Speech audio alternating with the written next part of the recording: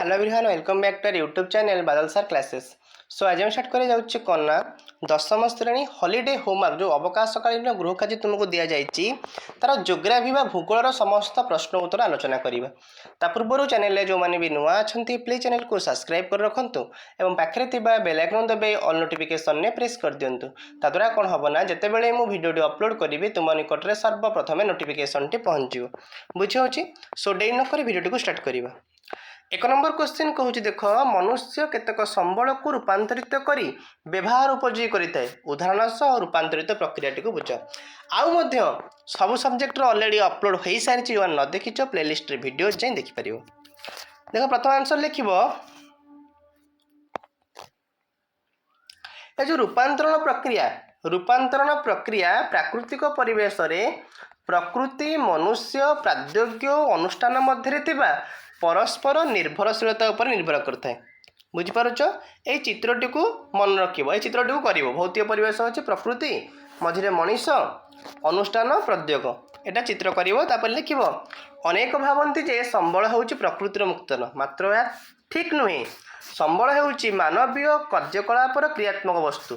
संबलर व्यवहार क्षेत्र में मनुष्यर भूमिका विशेष उल्लेखनीय कारण मनुष्य को संबलर स्रष्टा उपभोक्ता और क्षयकारी कारक भाव विचार कराए। तेणु आर्थनैतिक भूगोल में मनुष्य को एक मुख्य कर्ता भाव ग्रहण कर कारण उत्पादन बंटन व्यवहार और क्षय प्रभृति समस्त प्रक्रिया मनुष्य द्वारा ही संपादित होता है। से मनुष्य को मध्य एक संबल भाव में ग्रहण कर मानव संबल भाव कहुए।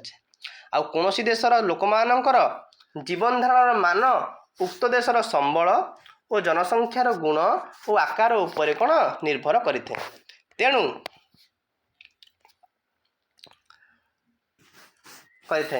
कौन देशर सभ्यता कि अर्थनैतिक विकास उक्त देशर जनसंख्या प्राकृतिक संबल और मनुष्य मानकर संबल व्यवहारकारी गुण उपर निर्भर करें। तेणु संबलर चारोटी विशेषत्व रही गोटे हूँ उपयोगिता कार्यदक्षता सुलभता और परिवर्तनशीलता। प्रथमतः संबल मनुष्यर व्यवहार उपयोगी होगा आवश्यक। द्वितीयतः यार सुलभता आवश्यक। तृतीयतः संबलर विभिन्न प्रक्रिया मध्य मनुष्यर आवश्यकता पूरण करिबारे सहायक होगा आवश्यक। एवं चतुर्थतः व्यवहार अनुसार वैज्ञानिक उपाय यह परिवर्तन करा जाई पारुथिबा आवश्यक। बुझिपारुच। आउ संबलर प्रकार भेद हूँ उत्पत्ति व्यवहार गुण इत्यादि अनुसार संबल को विभिन्न भाग में व्यक्त कर तुम्हें लिखिपार एक नंबर टी। नेक्स्ट आलोचना करवा कौच गोटे देशर अर्थनैतिक विकास से देशर जनसंख्या प्राकृतिक संबल और मनुष्य मानकर संबल व्यवहारकारी गुण उपर निर्भर करें किपरि बुझ ना लिख। अर्थनैतिक विकास कहले मुख्यतः अर्थनैतिक अभिवृद्धि की बुझाई थे कारण अर्थनैतिक अभिवृद्धि बा आर्थिक अभिवृद्धि द्वारा ही अर्थनैतिक विकास संभव होता है। कौन देशर मोट जातीय आय और मुंड पिछा आय रे क्रमागत वृद्धि द्वारा से देशर आर्थिक अभिवृद्धि होता है एवं आर्थिक अभिवृद्धि हेले ही अर्थनैतिक विकास संभव होता है। किंतु मन रखा उचित जे केवल आर्थिक अभिवृद्धि को ही अर्थनैतिक विकास कहुपर नहीं कारण अर्थनैतिक विकास रे आर्थिक अभिवृद्धि सहित लोक मानकर जीवन धारण मान और आर्थिक अवस्थार उन्नति सामाजिक और सांस्कृतिक अभिवृद्धि आवश्यकता अच्छी। अर्थनैतिक विकास निरूपण करने मोट जातीय आय और मुंड पिछा आय को आधार भाव ग्रहण करा जायते। क्लियर। तापर कौन पार्थक्य दर्शाओ जातीय संबल और आंतर्जातिक संबल मध्य नवीकरण योग्य संबल और नवीकरण अयोग्य संबल मध्य। पूर्व जल्दी जल्दी पिला चैनल को सब्सक्राइब कर दियो जहाँफल सब सब्जेक्टर प्रश्नपत्र पाइपर। प्रथम आलोचना करवा जातीय संबल और आंतर्जातीय संबल मध्य पार्थक्यटी। जातीय संबल ना देशर भौगोलिक सीमारेखा मध्य समस्त प्राकृतिक संबल सांस्कृतिक संबल और मानव संबल इत्यादि को जातीय संबल बोली कहुए। सेमती आंतर्जातीय संबल कौन ना जो संबल आंतर्जातिक अनुष्ठान द्वारा परिचालित होता है ताहाको आंतर्जातीय संबल बोली कहुए। डबल आईरे जमती रास्ताघाट केनाल रेलपथ खनिज पदार्थ जल अरण्य और वन्यप्राणी इत्यादि जातीय संबल अंतर्गत। एटी सेमती समुद्र उपकूल अन्य अर्थनैतिक अंचल ठारू 200 नटिकल माइल परवर्ती अंचल सामुद्रिक संबल हूँ यार अंतर्गत अटे। यहाँ गला जातीय संबल आ आंतर्जातीय संबल मध्य पार्थक्य। सेमती आसवा नवीकरण योग्य संबल और नवीकरण अयोग्य संबल मध्य पार्थक्य ना मनुष्य द्वारा बारंबार व्यवहार सत्वे जो संबल संपूर्ण रूपे क्षय हुए ना एवं विभिन्न उपाय द्वारा सेगुड़िकर पुनर्भरण कराई सेगुड़ी को नवीकरण योग्य संबल बोली कहुए।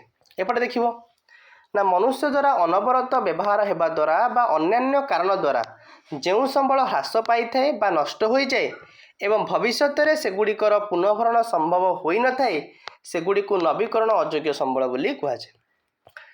यार उदाहरण यदि आम देखा जंगलजात पदार्थ कृषिजात पदार्थ प्राणीजात पदार्थ इत्यादि नवीकरण योग्य संबल उदाहरण यार हूँ कोयला पेट्रोलियम प्राकृतिक गैस इत्यादि यार उदाहरण अटे। क्लियर।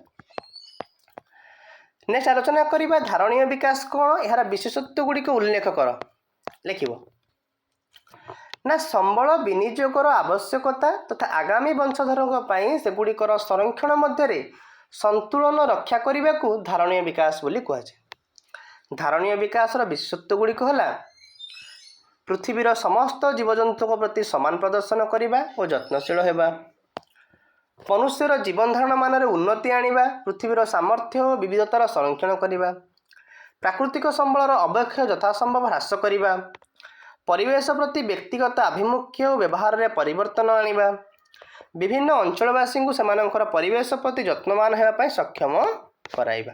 क्लियर। तापर आसवा संबल संरक्षण और योजना की प्रक्रिया पर निर्भर करे। संबल संरक्षण और योजना की प्रक्रिया पर निर्भर करे लिख संबल संरक्षण योजना एक जटिल प्रक्रिया मुख्यतः 5 गोटी प्रक्रिया उपरे संबल योजना निर्भर करते सेगुड़िक है विभिन्न कार्यपाई संबलर आवश्यकता निर्धारण और संबल प्राप्ति स्थान चिन्हटीकरण एवं संबल चाहिदार परिमाण आकलन संबलर गच्छित परिमाण और विकास स्तर आकलन यार सर्वेक्षण मानचित्रीकरण एवं संख्यात्मक तथा गुणात्मक मूल्यांकन संबल उत्तोलन क्रियात्मक मूल्य एवं व्यवहार तथा योजना संरचना प्रस्तुतिकरण यार पुनः व्यवहार संबंधी योजना संबल उत्तोलन पर आवश्यक यंत्रपातिर उपलब्धि उपयुक्त कौशल और प्रजुक्तिविद्या इत्यादि संबल विकास योजना उपर आधारित योजना प्रणयन आउ संबल विकास योजना और जातीय विकास योजना मध्य समन्वय स्थापन। नेक्स्ट आलोचना करवा मुंड पिछा आय किपर निरूपण कराए। नेक्स्ट क्वेश्चन मुंड पिछा आय किपर निरूपण कराए लिखियो कि देशर वर्षक मध्य उत्पादित होता समस्त द्रव्य एवं सेवार मुद्रागत मूल्य एवं तत्सहित बाहर आसुवा आयर समष्टि को मोट जातीय आय बोली कहुए। आउ एही आय को देशर जनसंख्या द्वारा भाग करा जाई देशर मुंड पिछा आय निरूपण करा जाइथे। क्लियर।